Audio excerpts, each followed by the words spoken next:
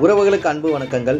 விவாகரத்து பெற்ற பெண் தனது சீதன பொருட்களை மீட்டெடுக்க உரிமை உண்டா? இது தொடர்பாக உச்சநீதிமன்றம் ரோசனரா பேகம் வர்சஸ் சலாவுதீன் என்கின்ற வழக்கில் தீர்ப்பளித்திருக்கிறது. இந்த வழக்கினுடைய மனுதாரரான இந்த முஸ்லிம் பெண் விவாகரத்து பெற்ற பிற்பாடு தனது திருமண சீதன பொருட்களை மீட்டெடுப்பதற்காக உயர்நீதிமன்றத்திலே மனு ஒன்றை தாக்கல் செய்கிறார். அந்த மனுவை நிராகரித்து விடுகிறது. அதனைத் தொடர்ந்து அந்த பெண்ணானவர் உச்சநீதிமன்றத்தில் மேல்முறையீடு செய்கிறார்.